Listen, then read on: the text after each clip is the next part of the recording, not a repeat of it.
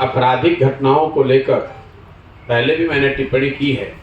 जब ये महागठबंधन बना तब लोगों के मन में एक बड़ी चिंता ये थी कि बिहार में लॉ एंड ऑर्डर की स्थिति बिगड़ेगी, और वो चिंता इसलिए थी क्योंकि बिहार ने आरजेडी के शासनकाल में अपराधियों का जंगल राज देखा है।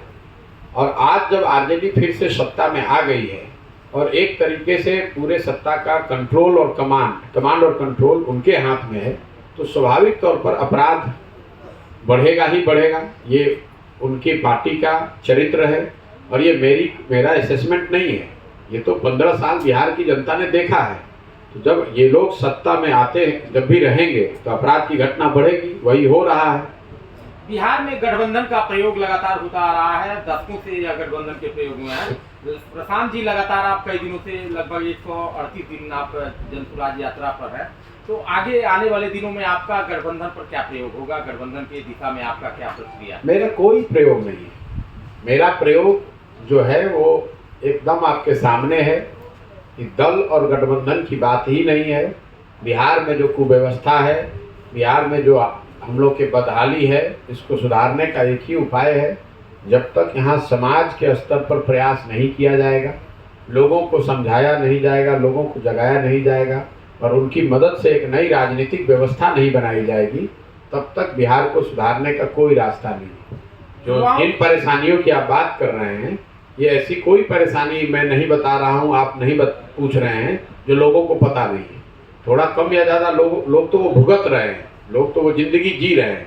इसके बावजूद जो उनका वोटिंग बिहेवियर है, जो जब वो वोट देते हैं, लोगों को चुनते हैं, तब उनसे गलती होती है। तो जब तक आप जड़ को नहीं सुधारेंगे, तब तक आप अकेले लड़ें, गठबंधन में लड़ें, कोई प्रयोग कर लें, ये सुधरने वाला नहीं है। इसीलिए जन सुराज की जो पूरी परिकल्पना है कि पहले लोगों को गांव-गांव जाकर ये बताया जाए कि अगर आपको जो परेशानी है, आपको जो दिक्कतें हैं, गरीबी बदहाली है, अगर इसको सुधारना है तो आपको अपनी समस्याओं और अपने बच्चों के भविष्य के विषयों पर वोट करना होगा। अगर आप जाति, धर्म, भारत, पाकिस्तान, पुलवामा, चाइना पर वोट करते रहेंगे, लालू जी के डर से भाजपा को, भाजपा के डर से लालू जी को वोट करते रहेंगे, तो सारी समस्याओं को जानने, समझने, चर्चा करने के बाद भी आप उसको सुलझा नहीं पाएंगे। दूसरा उद्देश्य है कि अगर जनता समझ जाए तो उनके पास एक बेहतर विकल्प होना चाहिए, और वो विकल्प कोई व्यक्ति न बनाए बल्कि समाज मिलकर बनाए।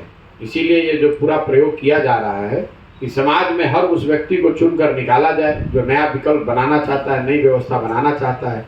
जब पदयात्रा खत्म होगी, पूरे बिहार से ऐसे लोगों को चिन्हित करके निकाल लिया जाएगा। सब लोग बैठ कर तय करेंगे कि भाई दल बनाया जाना है कि नहीं, और अगर सब लोग तय करते हैं कि दल बनाना है तो दल उस समय बनेगा, लेकिन वो दल प्रशांत किशोर का नहीं होगा, किसी व्यक्ति, किसी परिवार, किसी जाति का न होकर वो उन सारे लोगों का होगा जो इसको मिलकर बनाएंगे और आगे इसको मिलकर चलाने की व्यवस्था बनाएंगे।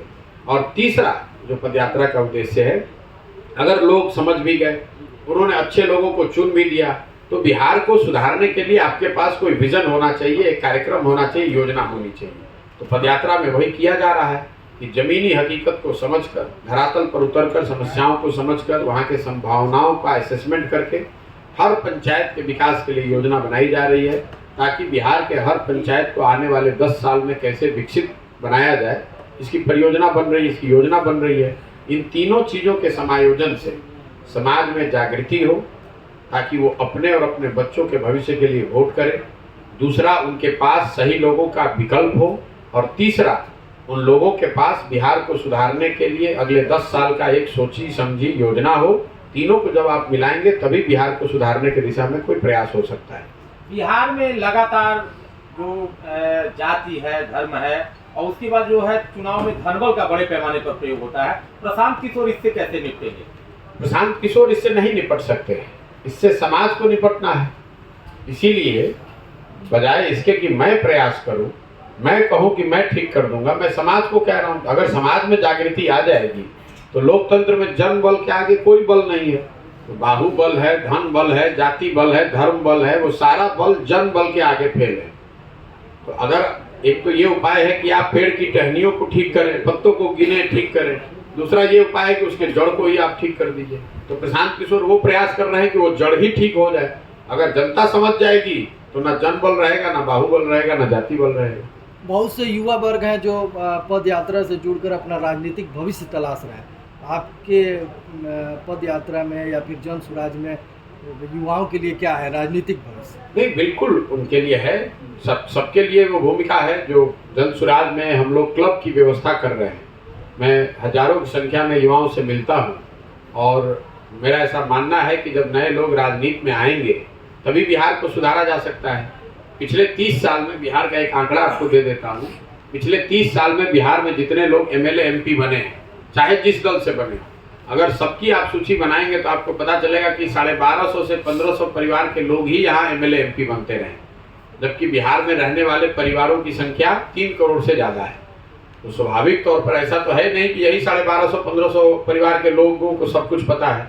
तो बिहार में जन स्वराज हर पंचायत में 3 से 4-5 क्लब खोल रहा है। इन क्लबों के माध्यम से युवा जो राजनीति में आकर अपनी एक सकारात्मक भूमिका निभाना चाहते हैं, समाज की मदद करके, समाज के लिए कुछ काम करके, उनको ये आज़ादी है, उनको ये अवसर है। और वो मेरी दिन की शुरुआत ही होती है ऐसे युवाओं से मिलने से जो इन क्लबों के कुछ के संचालक हैं, जो इन क्लबों को बना रहे हैं। आपके सिवान अकेले में 650 से ज़्यादा ऐसे क्लब खुल गए, 650 से ज़्यादा ऐसे क्लब गांव-गांव में खुल गए हैं जो कि जन स्वराज से जुड़ा हुआ है।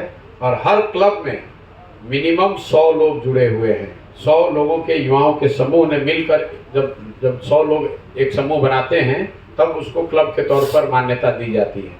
आज सिवान में 650 से ज़्यादा ऐसे क्लब चल रहे हैं। जातीय जनगणना को कैसे देखते हैं? जातीय जनगणना को एक एडमिनिस्ट्रेटिव एक्सरसाइज के तौर पर देखते हैं, क्योंकि जातीय जनगणना की कोई कॉन्स्टिट्यूशनल वैलिडिटी नहीं है। ये संवैधानिक उसको आधार नहीं है उसका। जनगणना जो है वो सेंटर का विषय है। राज्यों को ये अधिकार नहीं है कि वो संवैधानिक आधार पर जनगणना करा सकें। इसीलिए बिहार सरकार की जो अधिसूचना जारी हुई है उसमें इसको जनगणना नहीं बताया गया। ये एक सर्वे है, गणना कर रहे हैं, सर्वे कर रहे हैं। गणना, सर्वे, काउंटिंग जो भी है, इस तरह के सर्वे जो हैं वो होते रहते हैं। कोई भी जनगणना, कोई भी गणना इस तरह की, कोई भी जो सर्वे है जिससे समाज के विभिन्न वर्गों की स्थितियों के बारे में सरकार को बेहतर जानकारी मिले, उसमें कोई दिक्कत नहीं, होनी चाहिए। बिहार में भी हो रही है, इसके होने से कोई दिक्कत भी नहीं है। तो मैं उस नज़रिए से इसके पक्ष में हूँ। लेकिन जो लोग इसको करा रहे हैं वो उन वर्गों की मदद के लिए इसको नहीं करा रहे, वो तो राजनीतिक ध्रुवीकरण के लिए, जातीय आधार पर समाज को बांटने के लिए इसको करा रहे हैं। इसलिए जो लोग इसके पक्ष में हैं, मेरा उनसे अनुरोध है कि कृपा करके जो लोग इस जनगणना को करा रहे हैं उनसे 2-3 सवाल जरूर पूछिए। पहला कि इसका संवैधानिक आधार क्या है, इसको जनगणना क्यों नहीं कहा जा रहा है, इसको गणना क्यों कहा जा रहा है। दूसरी बात कि जब ये जनगणना हो जाएगा तो इस पर कार्यक्रम बनाने के लिए आपके पास क्या सोच है। क्योंकि दलितों की गणना, उदाहरण के तौर पर दलितों की गणना स्वतंत्रता के बाद से हो रही है, फिर भी आज भी दलित इस देश में सबसे गरीब और पिछड़ा है। तो अगर सिर्फ गणना मात्र से ही लोगों की स्थिति सुधर जाती तो किसको नहीं पता है कि बिहार के लोग सबसे गरीब हैं। ये तो गणना हुआ पड़ा है कि बिहार में प्रति व्यक्ति आय 35,000 रुपया है, देश में प्रति व्यक्ति आय 1,45,000 रुपये है। तो आप बिहार के लोगों की इस इनकम को बढ़ा दीजिए। गणना करना एक बात है, आप लाइब्रेरी में जाएंगे और वहाँ किताबों की के बीच में बैठ जाएंगे तो उससे आइंस्टीन और न्यूटन थोड़ी ना बन जाइएगा। अरे भाई, उस किताब को पढ़ना भी पड़ेगा, पढ़कर समझना भी पड़ेगा। तो ये तो बेवकूफ़ी है कि सिर्फ गणना करके लोगों को सुधारा जा सकता है। अगर ऐसी बात होती तो बिहार के विभिन्न वर्गों का, कम से कम जिन वर्गों की गणना, मुसलमानों की गणना तो हो रही है, और मुसलमानों की हालत आप जाकर देख लीजिए, यहाँ पर उनकी गरीबी का आलम देख लीजिए, उनके बदहाली फटेहाली की आलम देख लीजिए। तो सिर्फ जो लोग भी इस झांसे में आ रहे हैं कि गणना हो जाने मात्र से उनकी स्थिति सुधर जाएगी, उनको बेवकूफ़ बनाया जा रहा है। ये उनसे सिर्फ जातीय उन्माद फैलाकर वोट लेने की प्रक्रिया है, न उसको किसी को सुधारने की सोच है। न भाई, इतने दिनों से जिन वर्गों की ये लोग राजनीति कर रहे हैं, ये दोनों दल आरजेडी जदयू वगैरह, उन्हीं वर्गों की स्थिति तो आज सबसे ज़्यादा खराब है। आज बिहार में सबसे गरीब कौन है? सबसे गरीब दलित है, सबसे गरीब अति पिछड़ा है, सबसे गरीब मुसलमान है। और ये तीनों वर्गों के लोग ही तो वोट कर रहे हैं जदयू और आरजेडी को। तो अब नया क्या वोट कर देंगे कि ये लोग सुधार देंगे? और 32-33 साल से यही लोग शासन में हैं, तो कम से कम इन 3 वर्गों की स्थिति तो सुधरनी चाहिए थी ना भाई।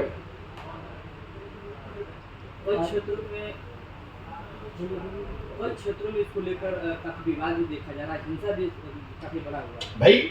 वो हिंसा और विवाद के लिए ही इसको कराया जा रहा है। मैंने शुरू में ही बता दिया, जो इसके विरोध में है मैं उनको भी ये कहना चाहूंगा कि आप इसका बिल्कुल विरोध मत कीजिए। क्यों विरोध कर रहे हैं?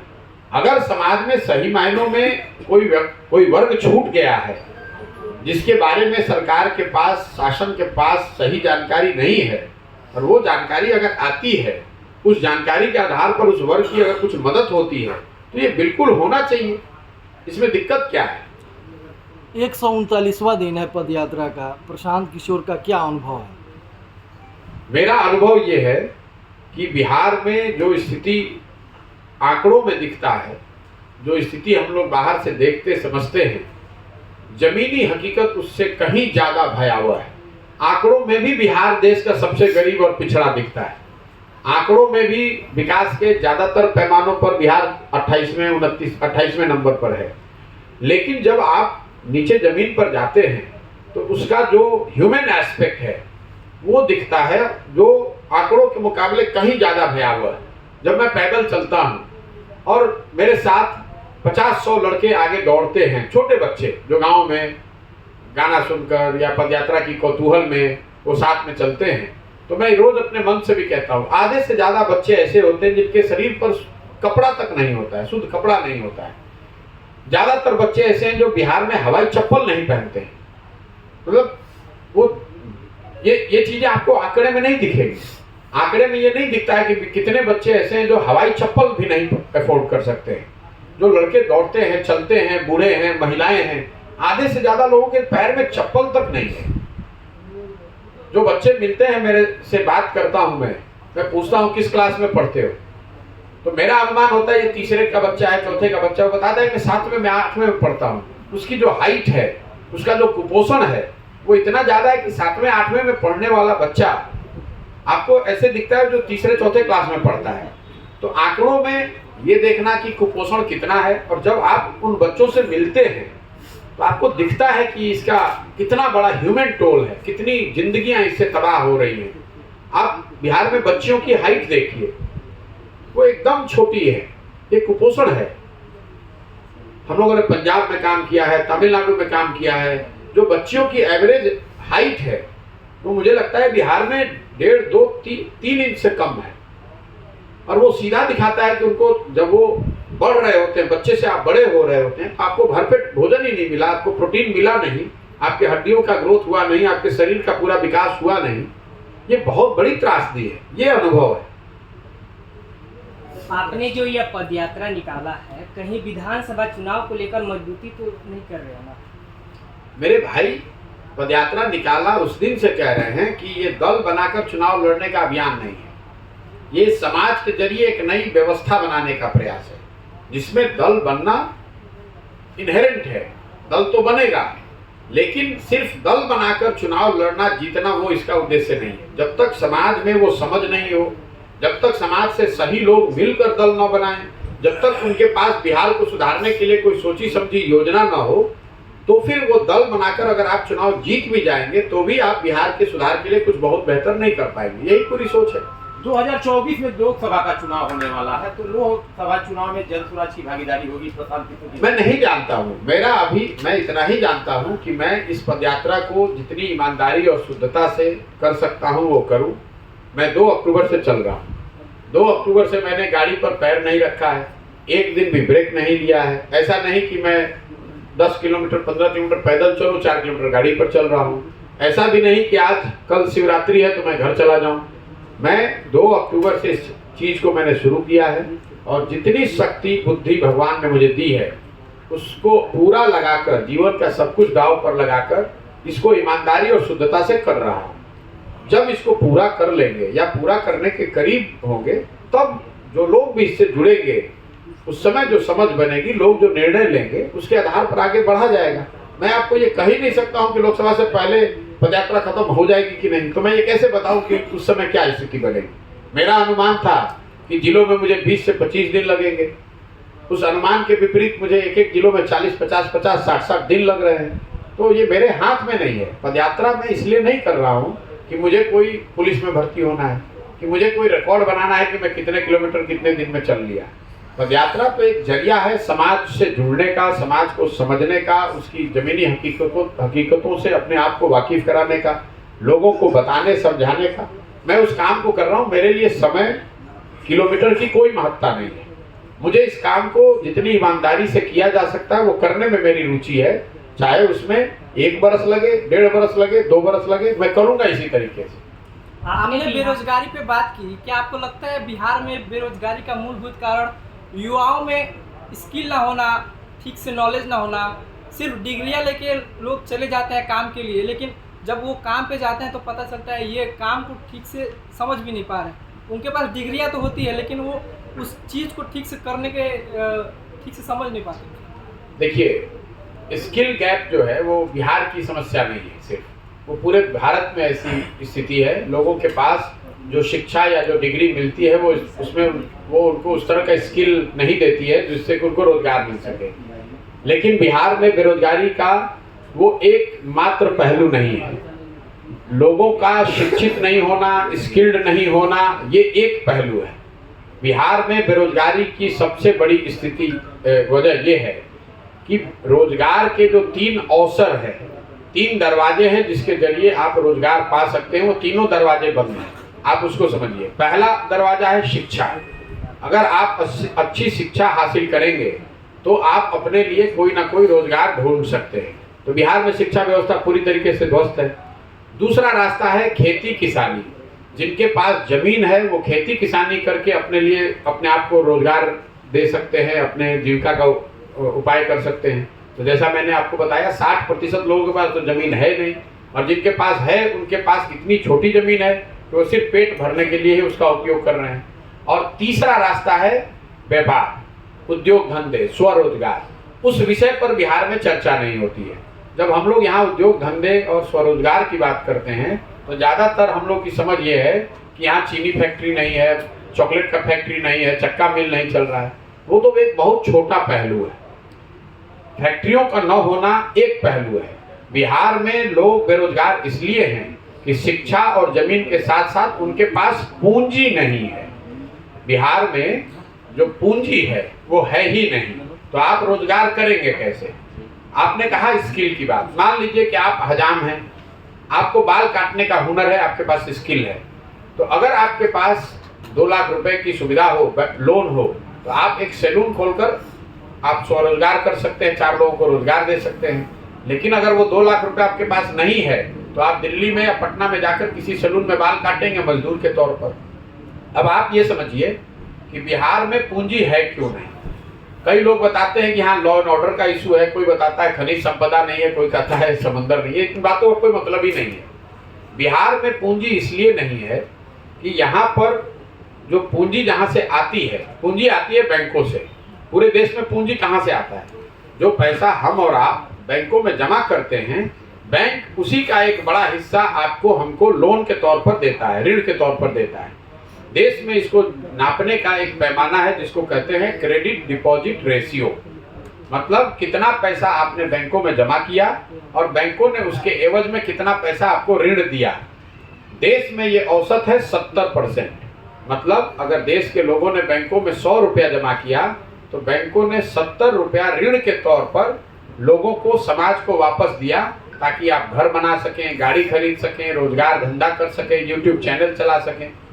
बिहार में ये औसत आज है 40%। लालू जी के जमाने में ये गिर कर हो गया था 23.7% 2004-05 वित्तीय वर्ष में। ये आरबीआई का रिपोर्ट है, आपको कोई बताएगा नहीं, बिहार में इसकी कोई चर्चा करता नहीं है क्योंकि ज्यादातर लोगों को इसकी समझ नहीं है। अब वो लालू, जब 1990 में लालू जी मुख्यमंत्री बने तो क्रेडिट डिपॉजिट रेशियो था बिहार में 38.8%। वो लालू जी के 15 साल के शासनकाल में गिर कर हो गया 23.7%। और नीतीश जी के 17 साल के शासनकाल में बढ़कर वापस हुआ है 40%। इसका खामियाजा क्या होता है आप उसको समझिए। पिछले साल बिहार में बिहार की गरीब जनता ने बैंकों में जमा किया 4,21,000 करोड़ रुपया। कुल पैसा हम लोगों ने जमा किया कितना? 4,21,000 करोड़ रुपया। तो क्रेडिट डिपॉजिट रेशियो जो 70% राष्ट्रीय औसत है, उसके हिसाब से बिहार में लोगों को स्वरोजगार के लिए, घर बनाने के लिए, गाड़ी खरीदने के लिए, उद्योग धंधों के लिए 2,80,000 करोड़ रुपया ऋण के तौर पर मिलना चाहिए था। लेकिन चूंकि क्रेडिट डिपॉजिट रेशियो है 40%, तो मिला कितना? 1,61,000 करोड़ रुपया। बाकी पैसा कहाँ गया? बाकी पैसा बैंकों ने उन राज्यों में ट्रांसफर कर दिए जहां पर उद्योग धंधे लग रहे हैं, जिसको आप और हम अग्रणी राज्य मानते हैं।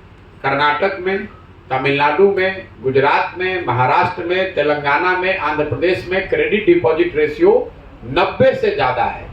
मतलब वहाँ के लोग अगर 100 रुपया बैंक में जमा कर रहे हैं तो लोगों को 90 रुपया ऋण के तौर पर मिल रहा है।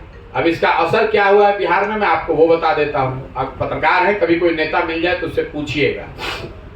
1990 से लेकर पिछले वित्तीय वर्ष तक 2021-22 तक बिहार से बैंकों ने 26,35,000 करोड़ रुपया 26,35,000 करोड़ रुपया बिहार के लोगों का बैंकों में जमा किया हुआ, इसको ट्रांसफर कर दिया दूसरे राज्यों में। तो मेरे भाई, जब इतना, और पिछले 32 वर्ष में बिहार सरकार का बजट भी इतना नहीं है 26 लाख करोड़ रुपया। आप जरा अंदाजा लगाइए, ये 26 लाख करोड़ रुपया अगर बिहार के लोगों को ऋण के तौर पर मिलता तो कितने लोगों ने घर बनाया होता, कितने लोगों ने गाड़ियां खरीदी होती, कितने लोगों ने अपने कृषि को उन्नत बनाया होता, कितने लोगों ने स्वरोजगार की और अलग अलग प्रयास किए होते। और ये इतना बड़ा पैसा है, जब पूंजी रहेगी नहीं तो आपको रोजगार मिलेगा कैसे? तो बिहार में अगर बेरोजगारी को खत्म करना है तो सबसे पहले क्रेडिट डिपॉजिट रेशियो को 70 राष्ट्रीय औसत के बराबर या उससे बेहतर करने की जरूरत है। अगर ये हो जाए तो हर साल 2 से 2.5 लाख करोड़ रुपया बिहार के लोगों को मुफ्त में मिलने लगेगा काम करने के लिए।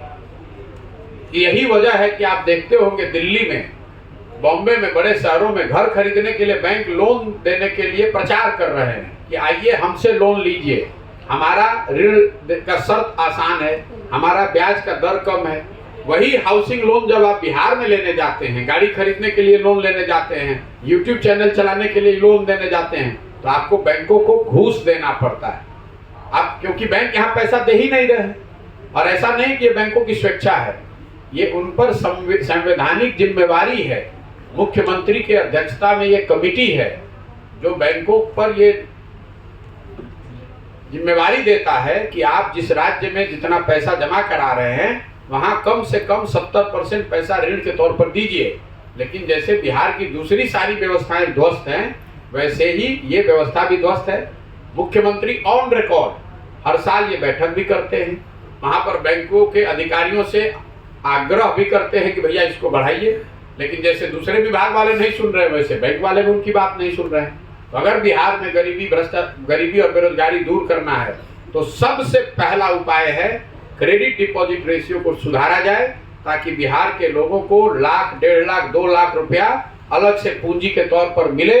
और आप देखेंगे कि बिहार के लड़कों में वो ताकत है। आप यूट्यूब चैनल चलाते हैं, अगर आपको आसान दर पर ऋण मिले तो आप 4 और लोगों को लगाएंगे, आप और बड़े प्रयास स्तर पर ये काम कर सकते हैं।